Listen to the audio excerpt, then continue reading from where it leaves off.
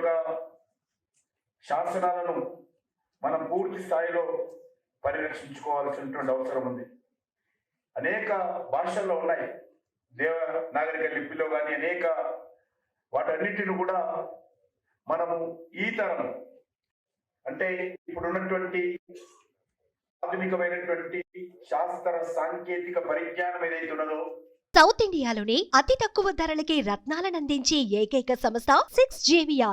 Software digitalisation technology ఏదైతే ఉన్నదో, ఈ టెక్నాలైజేషన్ అనుకూలంగా ఆ శాసనాలన్నింటినీ కూడా డీకోడ్ చేసి నేటి తరానికి అందించేటువంటి ప్రయత్నము చేయాలి. దాంతోపాటు ఆ చరిత్రనంతా ప్రిజర్వ్ చేయాలి భావితరాల కోసం. ఈ రెండు ప్రధాన ఉద్దేశాలతో ఈరోజు మనం హైదరాబాద్ నగరంలో ఈ యొక్క నేషనల్ ఎపిగ్రఫీ మ్యూజియం మనం ఈరోజు మరి ప్రారంభించుకునేటువంటి ప్రయత్నంలో భాగంగా భూమి పూజ చేసుకుంటున్నాం. అదే కాకుండా రీసెర్చ్ ఓరియంటెడ్ ఆనాటి శిలా శాసనాలన్నింటిలో పరిశోధన చేసి ఆ వివరాలన్నింటినీ కూడా పుస్తకాల రూపంలో, డిజిటల్ రూపంలో, మరి సోషల్ మీడియా రూపంలో ఈ తరానికి భావితరానికి అందించేటువంటి ప్రయత్నము ఈ యొక్క మరి మ్యూజియం చేయబోతుందనే విషయాన్ని సందర్భంగా మనవేస్తున్నాను. అంతేకాకుండా ఇక్కడికి వచ్చేటువంటి వాళ్ళు మరి ఆనాటి అశోకుడి కాలం నుంచి కావచ్చు, ఆ తర్వాత వచ్చినటువంటి వ్యక్తుల గురించి, రాజుల గురించి కావచ్చు, అంతకంటే కొన్ని ముందుకు సంబంధించినటువంటి అనేక చరిత్రను కూడా మనకు లభ్యమైనటువంటి శిలాశాసనాల ద్వారా లభ్యమైనటువంటి చరిత్రను కూడా మరి సందర్శకులు ఎవరైతే వస్తారో వాళ్ళకు అర్థమయ్యేటువంటి అనేక విధానాలు ఇంతకుముందే మా అధికారి గారు చెప్పారు. అనేక పద్ధతుల్లో ఈ యొక్క మ్యూజియంలో వాళ్ళకు అర్థమయ్యే విధంగా మరి ఇక్కడ డిస్ప్లే చేస్తాము, ప్రదర్శిస్తాము అనే విషయాన్ని కూడా ఈ సందర్భంగా మనం వేస్తున్నాం.